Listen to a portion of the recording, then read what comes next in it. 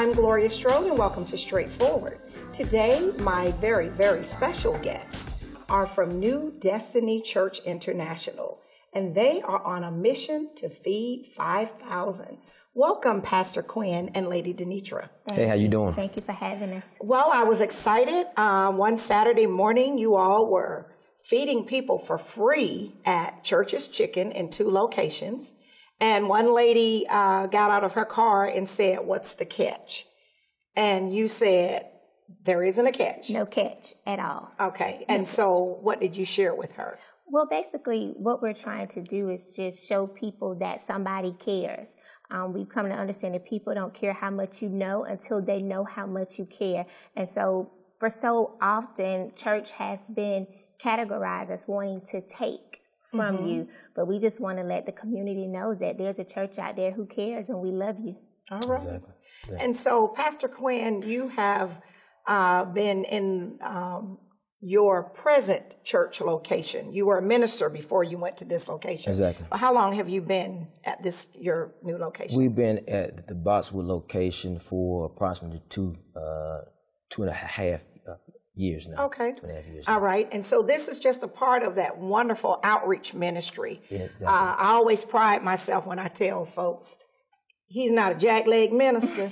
No, because I was in one of the other chicken restaurants, and a young lady was working in there and getting my food, and she's a single parent, and she was talking about this church and this minister that helped her get things for her child at Christmas. And I let her tell the story, and then when she was done, then I let her know. I said, "I know who that is." Exactly. So that was something that was unsolicited. Right. It's the things that people say that you don't prompt them to say. And that is your true measure of how you're servicing the community. Exactly. So you all have something coming up this weekend. Next weekend. Next weekend, okay. May the 16th, we're going to be at the Sam's Club. Okay. And again, we're going to be giving away free food.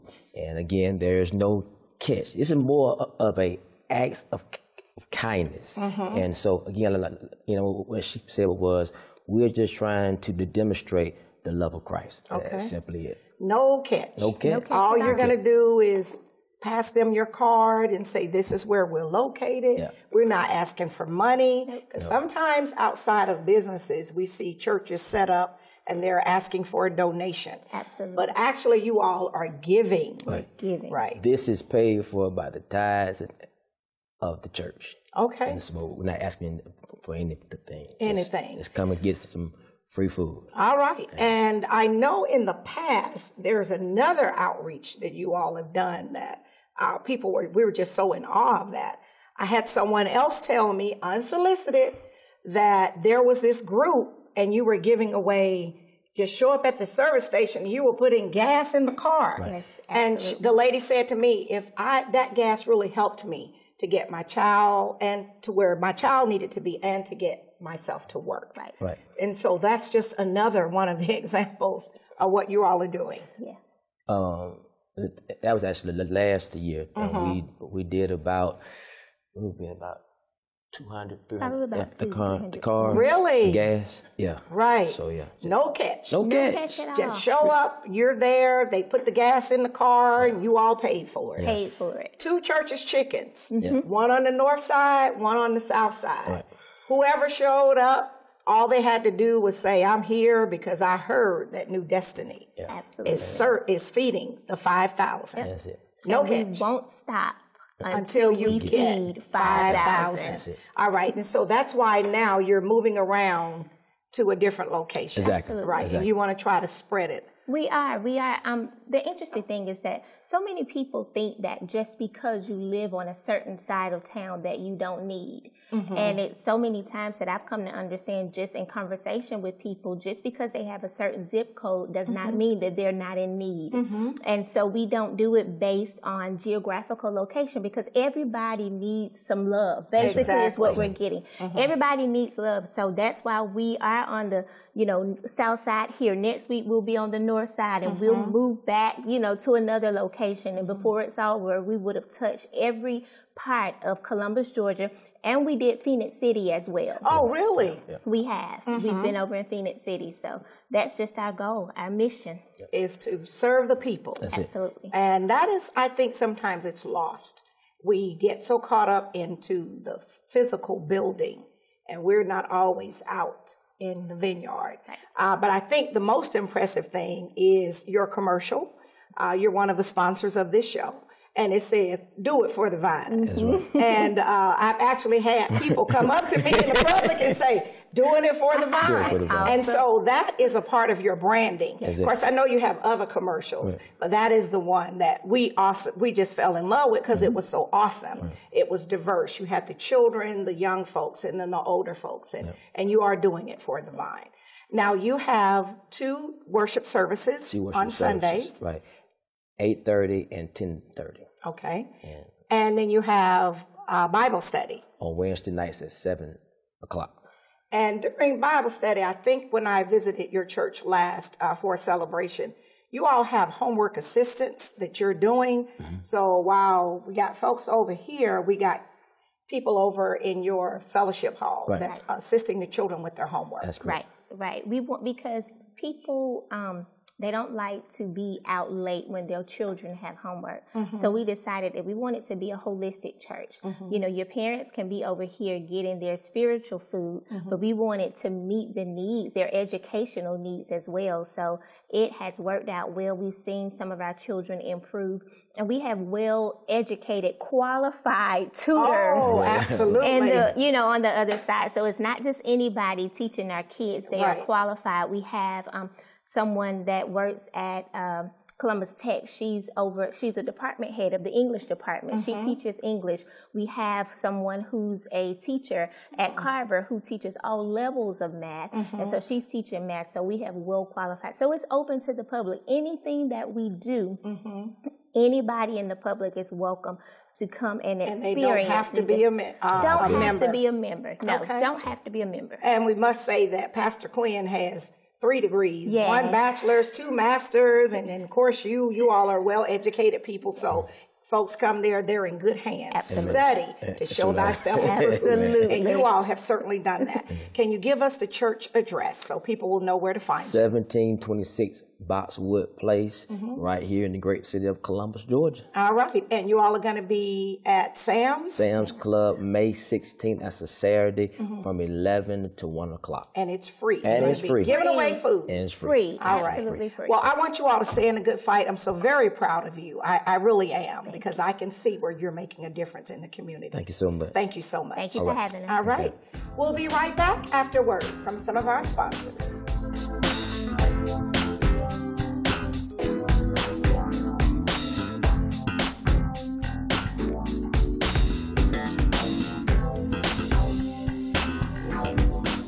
History is important because it shows where you're coming from and where you're going. Type 2 diabetes is something that runs in my family, which means I'm at risk. In fact, 1 in 3 American adults are at risk for developing type 2 diabetes.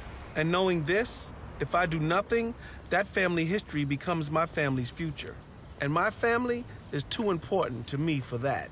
Take the risk factor assessment today at AskScreenKnow.com.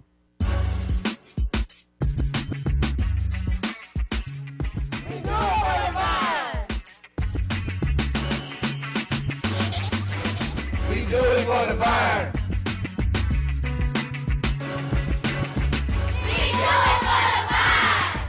Hi, I'm Pastor Quinn, Senior Pastor of New Destiny Church. And I'm Lady Denitra Hartnett, and we would like to invite you out to worship with us at New Destiny Church, where we do it for the vine.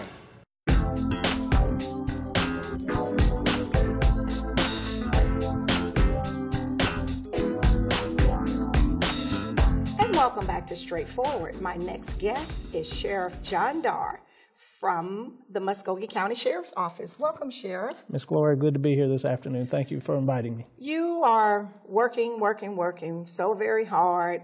Got a lot of things going, trying to keep the jail running on a shoestring budget to make sure that we're keeping the folks that you have there safe and healthy and fed. And then you got officers out on the street, you just have a lot of things going. So I just wanted you to stop by today and just share with the community what it is that you're doing and how can the citizens help you on this mission, because you are in the charter. I served on a charter review commission, so I've read the charter back and forth. Yes, it's highlighted just like my Bible, and those were televised, those meetings as well. And I'm not sure how many of our citizens have read the charter, and they might not really understand what your authority is as well as your responsibilities. And you're right. I think a lot of people get lost on the responsibility of the sheriff's office. At one time, and I think we still probably have it on our website by law, everything that we're required to do. And I think it's a lot more than people would think. Of course, a lot of people, when things are put out in the media, it really is focused on a lot of the times the jail and the court systems and other things, but that doesn't define everything we just do within the sheriff's office. We do a lot of other stuff as far as law enforcement and a lot of stuff that evolves around that. But I want to start off this. You're one of the few people that has taken the opportunity, in my opinion, and you've come down to the jail. You've done a story on a lot of the programs. You've seen what goes on in the jail and everything that entails running the county jail that a lot of people probably don't know. And it is a big responsibility. I take it very seriously. The men and women who in the sheriff's office take it very seriously. And what we're talking about is, I always tell people the best way to describe it's like running a small city. Everything that involves the individuals that we're entrusted in taking care of, and that's how that's kind of really our mindset. We are entrusted in taking care of people's family members, and so we take it very seriously of how we go about doing things like that, and from feeding them, making sure they get their medicine, making sure they get to court and things like that. Now, that's a real abbreviated thing, but there's a lot of other stuff that goes on, too. Exactly. And it's 24/7.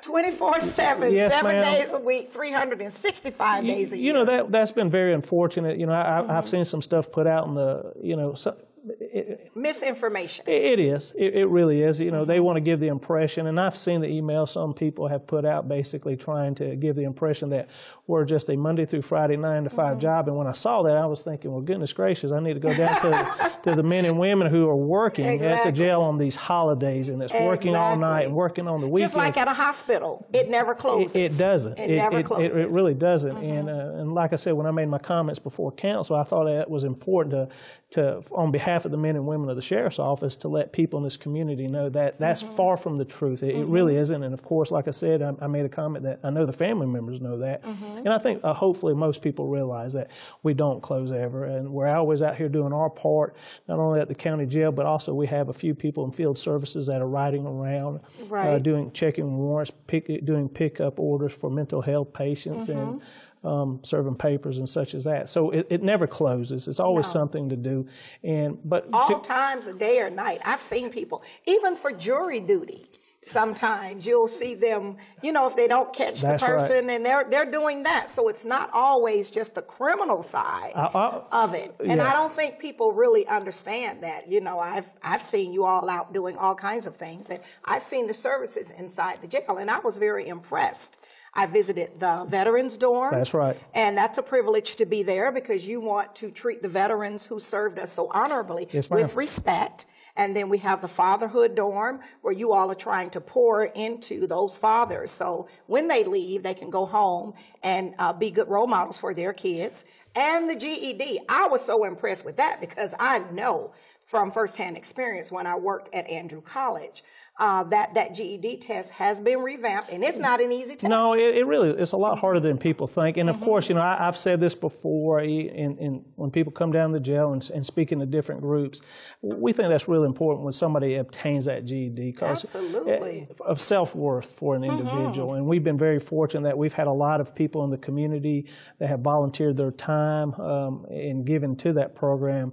And thank goodness a lot of the individuals that down there at the county jail have taken advantage of that, but really, like I said, Ms. Gloria, you've come down there and you've actually walked through the jail. You've seen what's going on down there, where a lot of people don't take advantage of that, and then they want to make comments about what's going on within the sheriff's office. And it's not a fair assessment. No. It's not a fair assessment. Until you come down there and well, you walk I can't tell away. you how to bake a cake until I bake one. Thank you. And I have baked a cake, but it wasn't from scratch. So it's a difference between It sure making is. a box cake and one from scratch. And pretty much I use that analogy because I like real life analogies.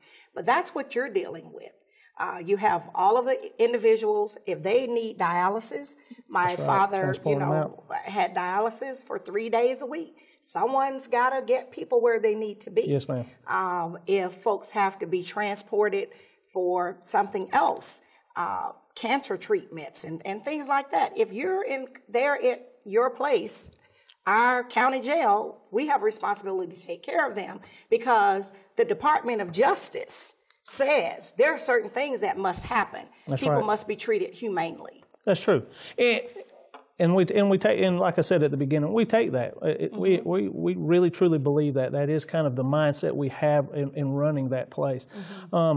It's just unfortunate sometimes. Like I said, and when I went before council, I just felt like it's important for me as the sheriff to put out the information, or at least let people realize what's going on within the sheriff's office. It's not what you hear sometimes.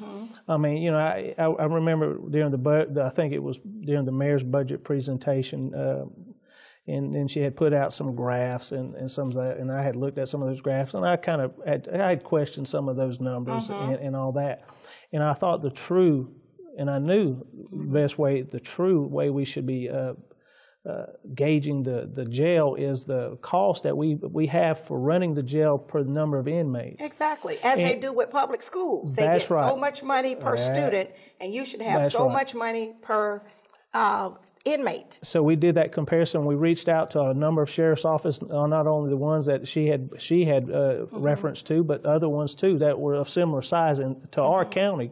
And we reached out to Bibb County, of course, that's Macon, and a few others. And when you saw the comparison, the cost per inmate for the Muskogee County Sheriff's Office was lower than any of the other ones that they had made reference to that we had reached out to. And we're a larger city.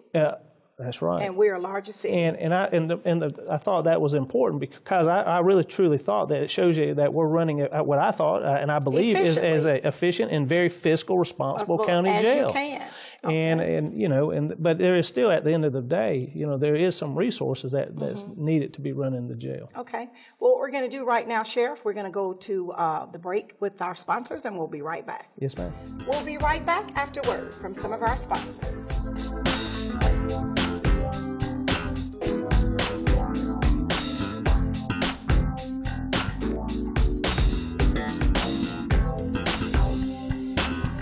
Straightforward is brought to you by Warrior Outreach. Contact Command Sergeant Major Retired Sam Rhodes or Kathy Rhodes. Freedom Printing for all of your designer printing needs. Gunboat Plaza, Suite 18. Walmart's reason for supporting Thurgood Marshall College Fund is simple. We like to win.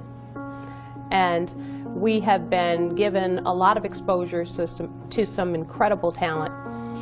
And we also believe that it's a part of our responsibility to the community to give back. This is a great opportunity to do both. It's been a wonderful experience for us through the years. We've appreciated our partnership. We believe in return on investment, and we have definitely had a remarkable return. Columbus's first New York-style buffalo wings restaurant. American Deli is not only known for the best buffalo wings in the area, they're also known for their fresh deli ingredients. Now you can enjoy the best New York-style buffalo wings in 2 locations. American Deli at 2004 Auburn Avenue, Columbus, Georgia, and American Wings and Deli at 2061 Highway 280 in Phoenix City. We're open Monday through Thursday from 10 a.m. to 10 p.m., Friday and Saturday from 10 a.m. to 11 p.m., and Sunday from noon to 8 p.m. American Deli, the best buffalo wings around.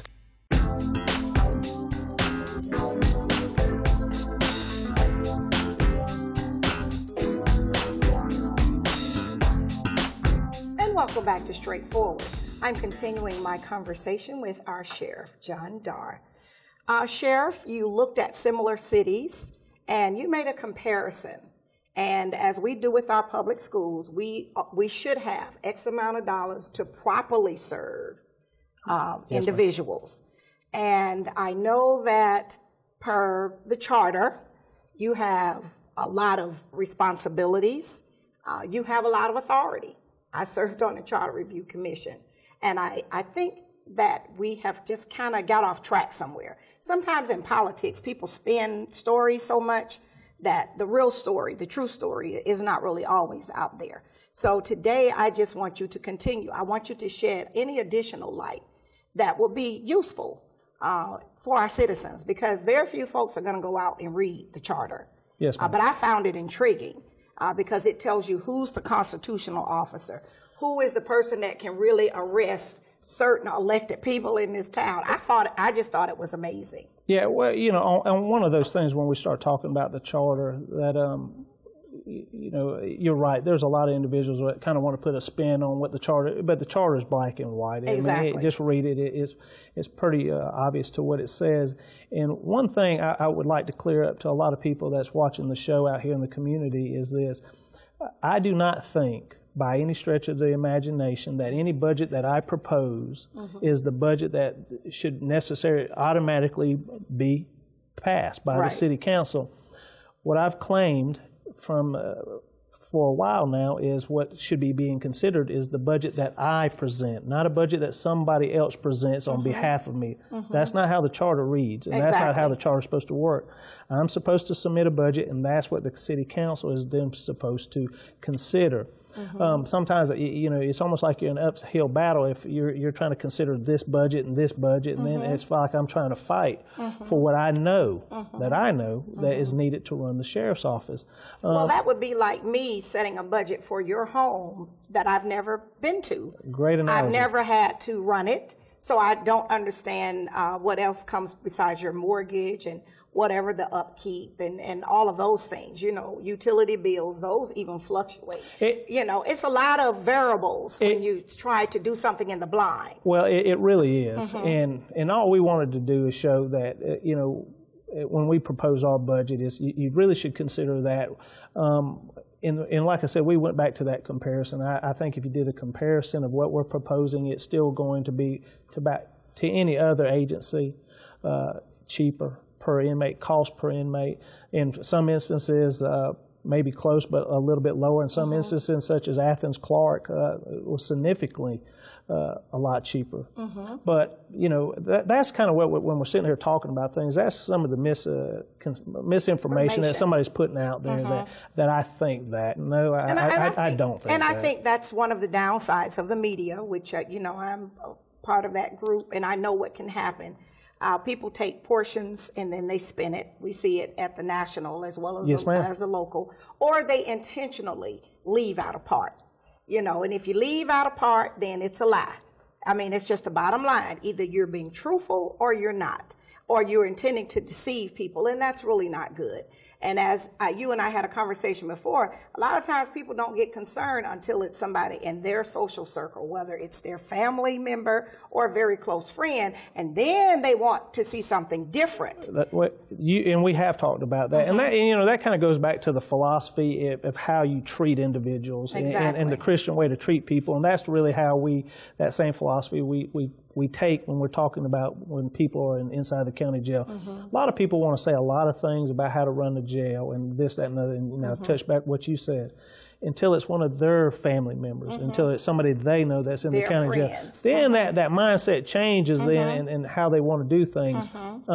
We don't change. We think it's from there are no big eyes or little U's. No, you're right. Everybody is equally important, whether you live in a $200 house or a $2 million house. Every American, they're entitled to fair and equitable treatment. And you're right. And that's how we go about doing that. You know, it kind of going back to these programs. We've run the mindset. You know, and somebody's asked me before. You know, some of these programs. Well, why? And there's a variety of reasons why. And the biggest reason is we're trying to do our part on a small scale with the time that these individuals are inside the jail to make a difference with them. We're trying to do our part where they do not come back to jail. So when people talk about recidivism, that's just basically coming back to jail. You're trying to help them get some of the tools they need to be successful when they go back to the community. And if you are GED and you can read and you've received some mental health counseling or drug counseling, then that's going to help you to be a better individual when you go back to the community. And you hit it right on the head. And I always tell people, we do not run these programs at a cost, any cost to the taxpayers of Columbus, Georgia, or the citizens of Muskogee County. It doesn't cost anybody anything, so it doesn't hurt anything. No. So we should be developing as many programs as we can. And it's just like we started here a program. A lot of people understand like the Fatherhood Dorm program. Well, we're starting up something similar to that involving the ladies down at the county jail. And that program is designed, it's called Girl Scouts Beyond Bars program. Wow. And it is basically, it's like almost a two-pronged approach program. And for the ladies that are in the jail, it's going to be something along with the fatherhood. And some of those classes was empowerment type classes for them, motivational type classes for them. Building self-esteem. Parental type classes for them. And then of how to interact with their kids better than they probably are at this time. Hopefully that, of course, that's the goal. And then the second part will then is the Girl Scouts part of it, where we'll have the girls, the children of these ladies doing things in the Girl Scout program. And we just think it has a big dynamic potential.